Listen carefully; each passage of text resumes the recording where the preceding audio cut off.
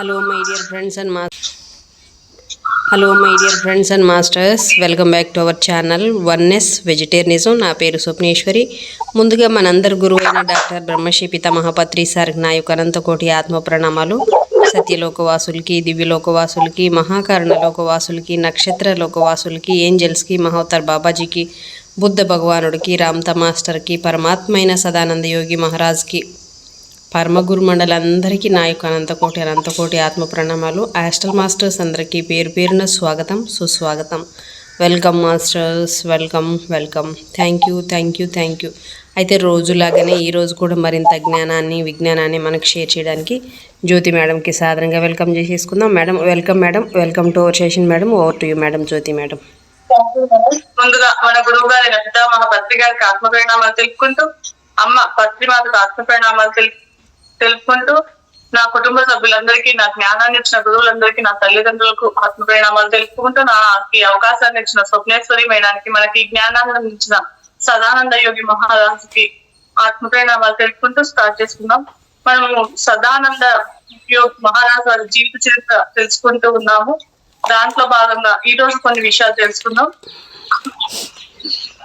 భూమండలం గురించి సదానంద యోగి మాస్టర్ ఏం చెప్తున్నారంటే,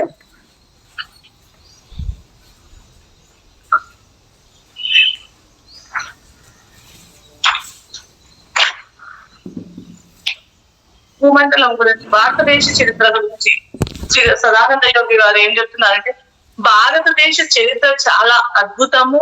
ఎంత చెప్పినా భారతదేశ చరిత్ర గురించి తరగదు, వర్ణనాతీతం. ఎంతో మంది యోగులు, అవధూతలు, ఋషులు, మునులు, బ్రహ్మజ్ఞానులు జన్మించి నడయాడిన భూమి ఈ భారతదేశం. పుణ్యభూమి, వేద భూమి ఈ భారతదేశము.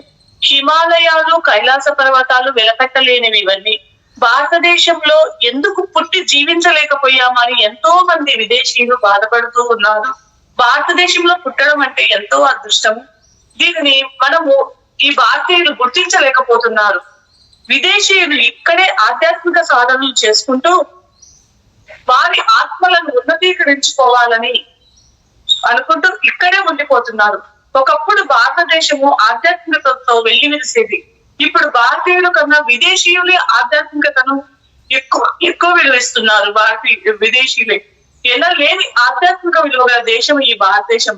ఎంతని చెప్పను, ఏమని పొగడను, ఎంత చెప్పినా ఈ భారతదేశము తక్కువే అని చెప్తున్నాడు. భారతదేశము ప్రపంచానికి ఒక ఆధ్యాత్మిక దిక్సూచి. భారతదేశం ఇప్పటికే ఆధ్యాత్మిక మార్గంలో ప్రపంచ దేశాల అన్నిటికీ ఒక దిక్సూచి. భారతదేశము అనేక ఆధ్యాత్మిక సంస్థలలో ఋషులు, యోగులు, మునులు, అవధూతులు, బ్రహ్మజ్ఞానులతో ఈ భారతదేశం విరాజిల్లుతుంది. ఎన్నో రకాల ఆధ్యాత్మిక సంస్థలు, సంస్కృతి, సాంప్రదాయాలు కలది ఒక సూచి. భారతదేశ ప్రజలు ఈర్ష్య, అసూయ, ద్వేషాలతో నిండి ఉండడం వల్లనే వెనుకబడి ఉంది.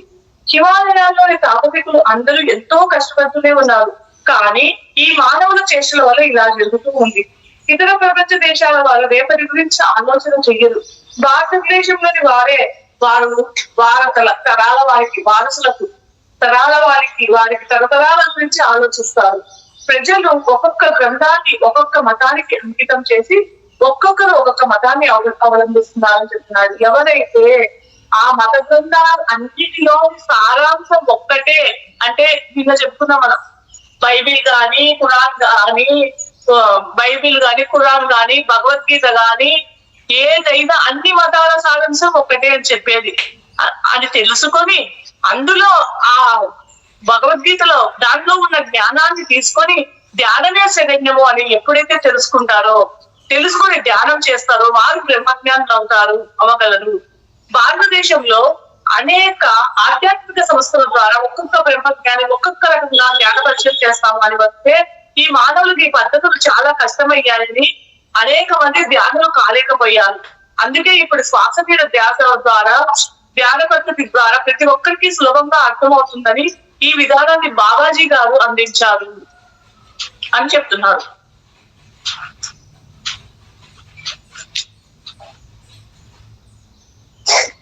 ఇక స్వర్ణమాల పరిశ్రమ శ్రీ సదానంద యోగి మాస్టర్ స్వర్ణమాల పత్రి ఒకానొక జన్మలో శ్రీ సదానంద యోగికి తల్లిగా, ఇంకొక జన్మలో కూతురిగా జన్మ తీసుకున్నారు. తల్లిగా జన్మ తీసుకున్నప్పుడు ఆమె పేరు మంగతాయారు, కూతురిగా జన్మ తీసుకున్నప్పుడు వల్లీదేవి యువరాణి. శ్రీ సదానంద యోగి కళింగ దేశానికి రాజు ఒక జన్మలో. స్వర్ణమాల పత్రి గురుమాత, ఆమె చాలా సహనశీలి, అనుకోగలిగిన ఆదర్శం పిల్ల. అందరూ ఆమెను చూసి నేర్చుకోవడానికి గురుమాతగా ఇప్పుడు జన్మ తీసుకొని వచ్చారు స్వర్ణమాల పత్రి. స్త్రీలు అందరూ ఆమెను ఆదర్శంగా తీసుకుంటారు. ఇక పత్రి సార్ గురించి మన సదానంద యోగి మాస్టర్ ఏం చెప్తున్నాడంటే, ప్రియ శిష్యుడు పత్రి శ్రీ సదానంద యోగి. పత్రి నా ప్రియ శిష్యుడు. ప్రతి ఒక్క పత్రి కూడా బ్రహ్మజ్ఞాని. పూర్వ జన్మలో కూడా ఒక మంచి రాజ కుటుంబము, ఒక మంచి హోదా కలవారు. ఉన్నత లోకాల్లో ఒప్పందం వచ్చారు. ఇక్కడికి వచ్చిన తర్వాత మామూలు మనిషిగా మాయలో పడిపోయారు. కొంత జీవితం అలా గడిచిపోయిన తర్వాత గతం గుర్తు చేయడం కోసం ఒక ప్రమాదము జరగనిచ్చాం. అంటే పత్రి సారు ఫస్ట్ పైలోకాల్లో ఒప్పందం చేసుకుని వచ్చినారు, ఇక్కడ అందరినీ మారుస్తాను అని. తర్వాత ఆయన సంసార జీవితంలో పడి మామూలు సంసార జీవితం గడుపుతూ ఉన్నాడని పైలోకం మాస్టర్స్ ఏం చేస్తారు, ఒక ప్రమాదం జరగనిచ్చారు. ఆ ప్రమాదంలో గతం గుర్తు చేయడం కోసం ఒక ప్రమాదము జరగనిచ్చారు. అప్పుడు ఆయన మన పత్రి సారు హైదరాబాద్ నుండి కర్నూలుకి పత్రిని తెచ్చింది గురువు గారి వల్లే. అంటే కార్యకారణ సంబంధం అక్కడ. ఆయన ఆ విధంగా హైదరాబాద్ నుంచి కర్నూలుకి వచ్చినప్పుడు యాక్సిడెంట్ లాగా అక్కడ కల్పించి ఆయన గతం గుర్తు చేసి ఏ పని మీద ఈ భూమికి వచ్చాడో ఆయన గుర్తు చేస్తున్నారు అన్నమాట మాస్టర్స్. 1975లో సంవత్సరంలో కర్నూలుకి వచ్చిన 1975లోనే పత్రిసార్ వచ్చిన మన సదానంద యోగి మాస్టర్ ఆయన కలవలేకపోయారు. ఎందుకంటే మన పత్రిసార్ 1975లో ప్రాపంచికంలో ఉన్నారు కనుక. ఉన్నట్లుండి ఎలా వస్తారు ధ్యానంలోకి? భౌతికంగా ఒక గురువు అవసరం. శిష్యుడు సిద్ధంగా లేనప్పుడు గురువు ఖచ్చితంగా ఎదురు చూడవలసిందే. దేనికైనా ఒక సమయం రావాలి. అందుకే 1975 నుండి 6 సంవత్సరాలు గురువు శిష్యుడి కోసం మన సదానంద యోగి మాస్టరు పత్రిసార్ కోసం ఎదురు చూస్తాడు. 1981 వరకు ఎదురు చూశాడు.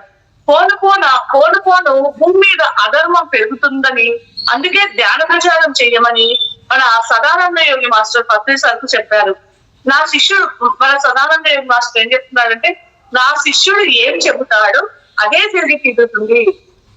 పత్రిజీ ఒక జన్మలో గౌతమ బుద్ధుడి శిష్యుడుగా, ఒక జన్మలో స్నేహితుడుగా ఉండేవారు. మానవ మాయలో ఎంతటి ఉన్నత మాస్టర్స్ అయినా పడిపోతారు, కానీ ఎలాంటి మాయలో పడిపోకుండా ఉన్నవారే పత్రిసారు.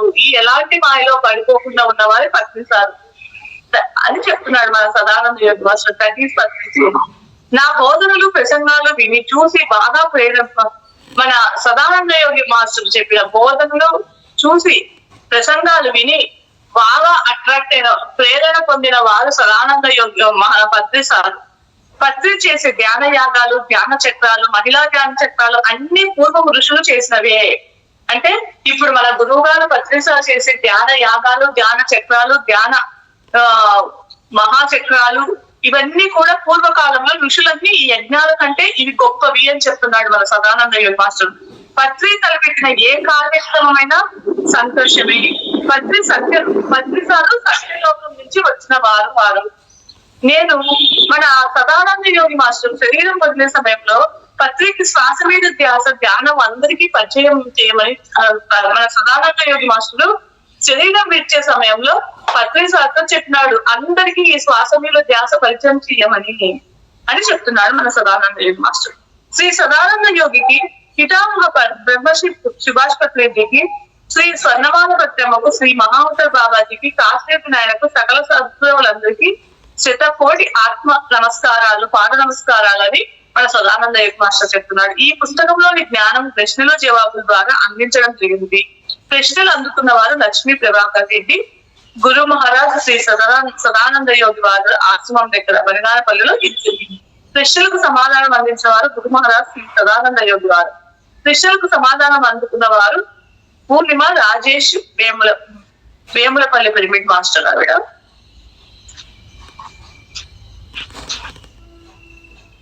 చెప్తున్నారు. ఇంకా మన పత్రిసారు తమ్ముడు ద్వారకానాథ్ గారి ధ్యాన అనుభవాలు ఇక్కడ చెప్తున్నాడు. ఆయన అనుభవాలు ఎలా ఉన్నాయంటే, ద్వారకానాథ్ గారిని ధ్యానం అంటే ఏమిటో తెలుసుకుందామని శ్రీ రామకృష్ణ ఆశ్రమంలో మన ద్వారకానాథ్ గారు కళ్ళు మూసుకొని కూర్చున్నారంట. అప్పుడు ధ్యానం అంటే ఏమో తెలుసుకుందామని రామకృష్ణ ఆశ్రమంలో కూర్చున్నాడు. కూర్చుంటే కళ్ళు తెరిచి చూస్తే దాదాపు 45 నిమిషాలు అయింది. 45 నిమిషాలు కళ్ళు సమయం అయిందంట. అంతసేపు ఎక్కడికి వెళ్ళాలో ఆయనకు అర్థం కాలేదు.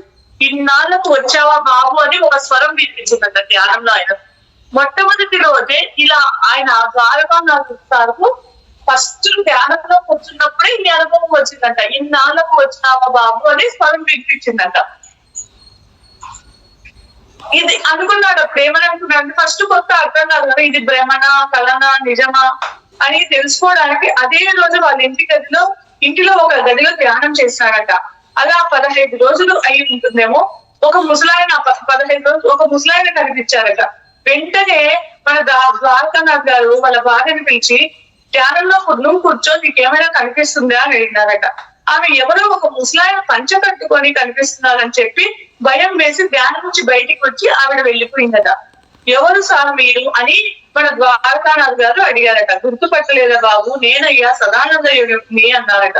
ఏంటి సార్ ఇలా వచ్చారంటే, ఇప్పటి నుంచి నేను నీకు నేర్పిస్తాను అనగానే అని అడిగినారు ద్వారకానాథ్ సార్. అడిగితే ఏం సార్ ఇలా వచ్చారంటే, ఇప్పటి నుంచి నీకు నేర్పిస్తాను నేను అని చెప్పారట. వేకువజామున బ్రహ్మముహూర్తంలో 3 గంటలకే లేచి నువ్వు సిద్ధంగా ఉండమనేవారట. రోజుకు ఒక విషయం నేర్పేవారట. ఇంతకు ముందు సదానంద యోగి గారిని ఈయన ద్వారకానాథ్ గారు చూడలేదు. వారి గురించి విన్నారంటే. భౌతిక శరీరంలో ఉన్నప్పుడు వారిని, అంటే శరీరంతో ఉన్నప్పుడు సదానంద యోగి మాస్టర్ను ఆయన కలవలేదు. ధ్యానంలో ఒక్కొక్క రోజు ఒక్కొక్క వేషాధారాలతో ఒక్కొక్క వేషంతో సదానంద యోగి మాస్టర్ వచ్చేవారు. ఒక రోజు దోవతితో, మరొక రోజు బోయవానిగా, ఒక రోజు విల్లు బాణం పట్టుకొని, మరొక రోజు సౌదీ అరేబియన్ బౌన్ లో వచ్చేవారు. ఏంటి సార్ ఇలానగా, నేను నా వేషం చూసి నీకు ఈ రోజు ఏం క్లాస్ ఉంటుందో గుర్తించమని, అంటే ఆ రోజు ఆయన ఏ వేషం వేసుకొస్తే ఆ రోజు క్లాస్ గుర్తించమని చెప్పేవారట. మూలాధార చక్రం నుండి ఒక చక్రము తర్వాత ఒక చక్రము, అన్ని చక్రాలు ఎలా వికసింప చేయాలో గురువు గారు చేసి చూపించి నన్ను అలా చేసుకునేవారు. అంటే మూలాధార చక్రం నుంచి సహస్రారం వరకు ఎలా వికసింప చేశాలో గురువు గారు చెప్పి ఆయన అలా చేసుకునేవారు అంట. ఈ విషయం అంతా 1988-89 సంవత్సరంలో జరిగిందట. స్వామి వారు ఉర్దూ చాలా బాగా మాట్లాడేవారు. అవి her tongue Mera high my బాపు రూపియాకు शेर मई जानबे शेख से पूछा, मूसला पताका दे मुझे कुछ पता।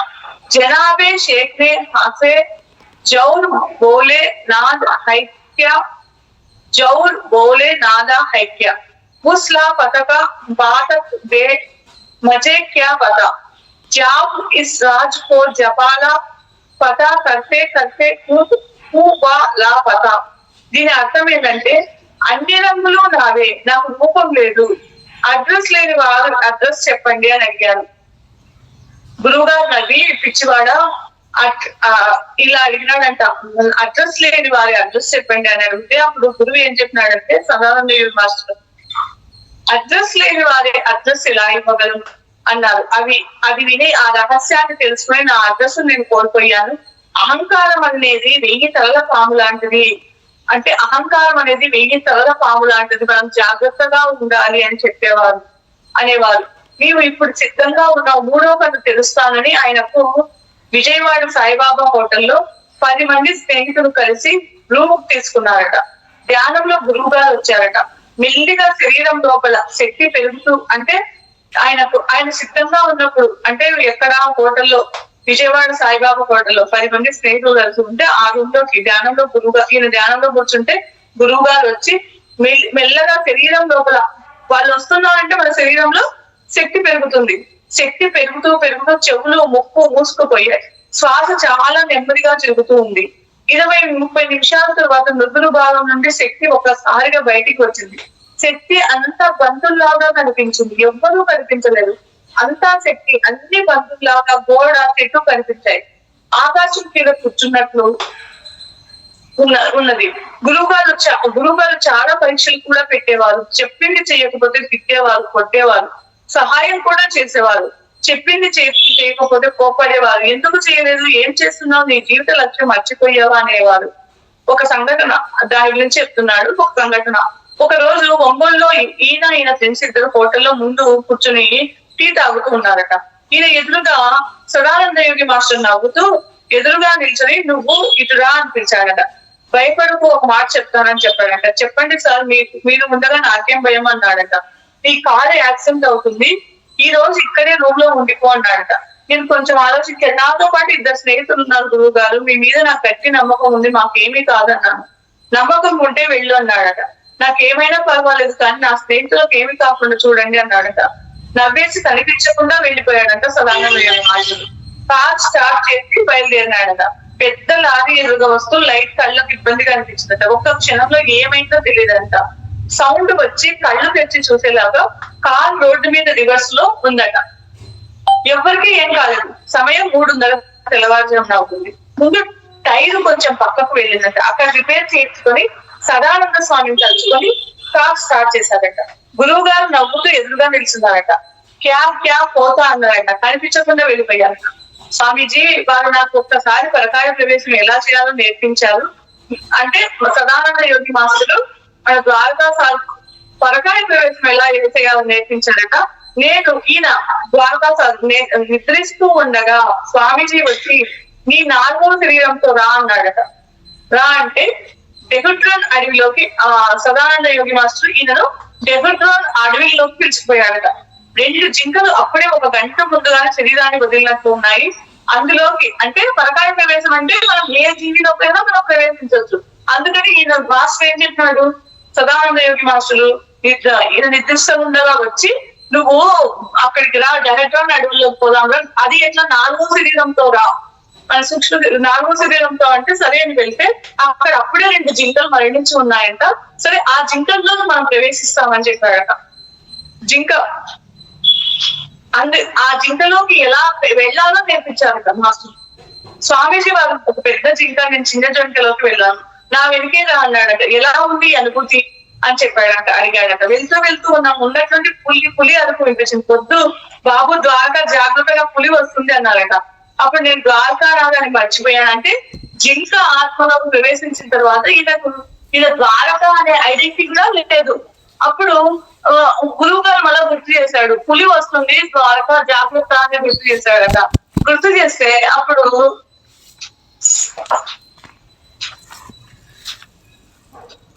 జింక అప్పుడు ద్వారకా జింక మనసుతో ఉన్నాను. పరిగెడుతూ జింక శరీరంలోంచి బయటికి ఎలా రావాలో మళ్ళా గురువు గారు మళ్ళీ జింక శరీరంలో ప్రవేశించినాడు. మళ్ళీ బయటికి ఎలా రావాలో కూడా గురువు నేర్పించాడట. శరీరంలో నుంచి బయటకు వచ్చిన 15-20 నిమిషాలు గడ్డి వాసన నాతోటి అలాగే ఉండిపోయింది. చెట్లతో ఎలా మాట్లాడాలో నేర్పించారు. మంచి సాధకుడు కావాలంటే ఒక చెట్టు కింద కూర్చొని నేను నీకు ఏమీ హాని చెయ్యను, నేను నీ స్నేహితుడిని, నీ దగ్గరే కూర్చొని ధ్యానం చేస్తాను, నీవు నా ఆరాధన ఉండు అని ధ్యానం చేయాలట. మనం చెట్టు దగ్గర కూర్చొని చెట్టుతో ఇలా మాట్లాడాలట. చెట్టుతో ఎలా మాట్లాడాలో సదానంద యోగి గారు బాగా ప్రశ్న ఎత్తించాడట. నువ్వు ఒక నేను నీకేమీ చెట్టుకు చెప్పుకోవాలి ముందు మనం, నేను నీకేమీ హాని చెయ్యను, నేను నీ స్నేహితుడిని, నీ దగ్గరే కూర్చొని కొంచెంసేపు ధ్యానం చేస్తాను, నీవు నా ఆరాలో ఉండు, చెట్టు నా ఆరాలో ఉండు అని ధ్యానం చేస్తే చాలు. ఒక తలుపు మూసుకుంటే 10 తలుపులు తెలుసుకుంటాయి అనేవారు స్వామీజీ. ఎందుకు విచారం అని చెప్పి చేసేవారు. అంగా స్వామీజీ సదానంద యోగి గారు ఏం చెప్పేవారంటే నిష్కామ కర్మయోగం చేయాలి, ఏమీ ఆశించకుండా పని చెయ్యాలి అని చెప్పేవారట. నిష్కామ కర్మ చెయ్యాలి అని చెప్పేవారట. ఇక ధ్యానం గురించి మన సదానంద యోగి గారు ఏం చెప్తున్నారంటే స్థిరసుఖ ఆసనంలో హాయిగా కూర్చొని చేతులు 2 కలిపి వేళ్లతో వేళ్లు పెట్టుకొని కళ్ళు 2 మూసుకొని సహజంగా జరుగుతున్న ఉచ్ఛ్వాస నిశ్వాసాలు గమనించాలి. ఏ విధమైన స్మరణ ఉచ్చారణ చేయవద్దు. ఆలోచనలు వస్తున్నా వాటిని ఎప్పటికప్పుడు కట్ చేసి మళ్ళీ శ్వాస మీదే ధ్యాస ఉంచాలి. తద్వారా మీ శ్వాస చిన్నదై నాసిక అంటే 2 కనుబొమ్మల మధ్యన స్థితమై ఆలోచన స్థితికి చేరుకుంటారు. ఎంత సమయం చేయాలి అంటే ప్రతి రోజు ఎవరి వయసు ఎంతో కనీసం 2 నిమిషాలు తప్పక ధ్యానం చేయాలి. ధ్యానం ఎవరైనా ఎప్పుడైనా ఎక్కడైనా చేయవచ్చు. ధ్యానం వల్ల లాభాలు ఏంటంటే ఏకాగ్రత పెరుగుతుంది, జ్ఞాపక శక్తి పెరుగుతుంది, బుద్ధి కుశలత అంటే బుద్ధి వికసిస్తుంది. మనం ఏమనుకుంటే సంకల్ప శక్తి పెరుగుతుంది, మనలో ధైర్యం వస్తుంది, మనలో ఉండే భయాలు అవన్నీ ఎన్నో వేసిపోయినాం అవన్నీ పోతాయి, ఆత్మవిశ్వాసం పెరుగుతుంది, ఆత్మస్థైర్యం పెరుగుతుంది. మనకు ఒకసారి మన జీవితంలో కష్టం వస్తుంది, నష్టం వస్తుంది, అవన్నీ సమతుల్యంగా ఎదుర్కొనే శక్తి వస్తుంది. ధ్యానం చేస్తే గెలుపు ఓటముల మధ్య సమతుల్యం వస్తుంది. ఆందోళన, భయము, విసుగు, దుఃఖము, నిరాశ, ఆవేదన, అలజడి, అజ్ఞానం,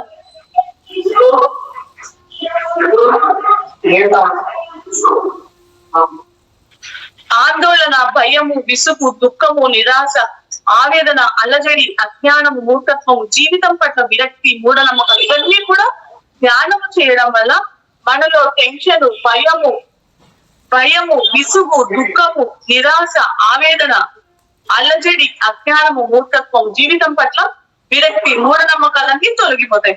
ధ్యానం ద్వారా నాడీ మండల శుద్ధి జరుగుతుంది. మనం ధ్యానం చేయడం వల్ల మనకు సంపూర్ణ ఆరోగ్యం వస్తుంది.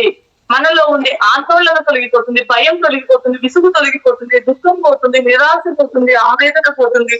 అందుకే భద్రేశ్వర్ ఏం చెప్తాడంటే ధ్యానం చేయడం వల్ల కోటి లాభాలని చెప్తాడు.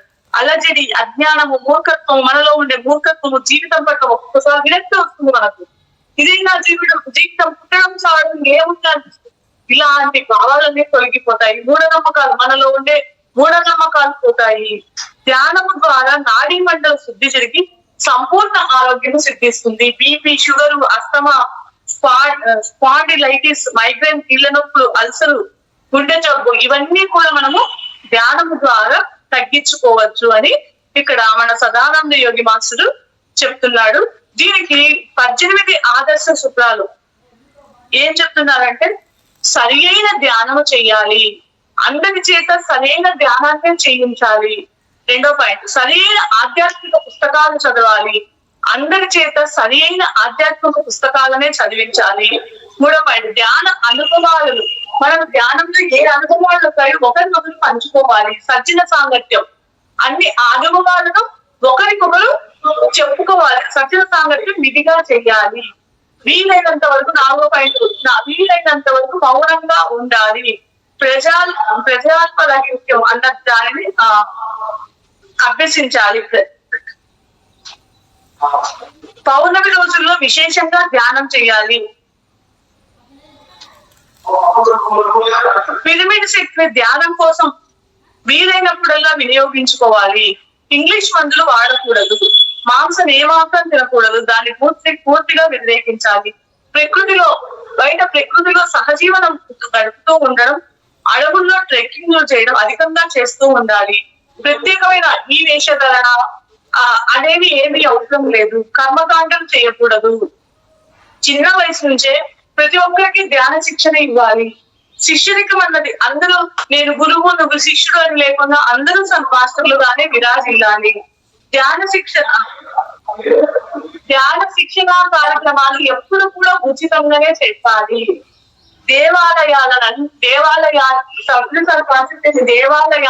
ధ్యానాలయాలుగా మారాలి. ఎవరి దైనందిక మన జీవితంలో ఏమైనా కష్టం, నష్టం ఏదైనా వస్తే ధ్యాన శక్తితో ఎదుర్కోవాలి. సొంత ధ్యాన శక్తితో ఏ కష్టం వచ్చినా, ఏ నష్టం వచ్చినా మన ధ్యాన శక్తితోనే మన సమస్యను పరిష్కరించుకోవాలి అని ఇక్కడ మాస్టర్ చెప్తున్నాడు. సాధారణ వృత్తులు మన పనులు మనం చేసుకుంటూ ఉంటూనే మనం సంసారం ఇంట్లో మహిళలు ఉన్నారు, ఇంట్లో వంటలు చేసుకొని సంసారంలో అన్ని చూసుకునే ధ్యానం చేయమని చెప్తున్నాడు. ఇక్కడ బయట మగవాళ్ళు బయట పనులు చేసుకునే మహత్తరమైన సాంసారిక జీవితాన్ని గడుపుతూ ఇక్కడ ఏం చెప్తున్నాడు, ఇతర వ్యక్తిగత విషయాలలో జోక్యం అస్సలు వేలు పెట్టకూడదు. ఎవరి విషయాలలో కూడా అసలు వేలు పెట్టకూడదు. ప్రతి పట్టణాల్లోనూ ప్రతి పల్లెల్లోనూ పిరమిడ్ ధ్యాన కేంద్రాలు నెలకొల్పాలి. స్వీయ ధ్యాన అనుభవాలు ఇతర ఆధ్యాత్మిక విశేషాల పుస్తకాల రూపంలో, అంటే ఇప్పుడు మనకు అనుభవాలు వచ్చినాయి అవన్నీ పుస్తక రూపంలో రాయమని చెప్తున్నారు. ఇవి 18 పాయింట్లు. ఇది శ్రీ సదానంద యోగి మహారాజ్ గారి జీవిత చరిత్ర విన్న మీ అందరికి నాకు ఈ అవకాశం ఇచ్చిన స్వప్నేశ్వరి మేడానికి thank you madam. Madam. Thank you madam. Thank you so much madam. మీకు నా యొక్క హృదయపూర్వకమైన కృతజ్ఞతలు. మరొకసారి మనందరి గురువు అయిన జగద్గురువుకి నా యొక్క అనంతకోటి ఆత్మ ప్రణామాలు. Thank you madam. Thank you so much madam.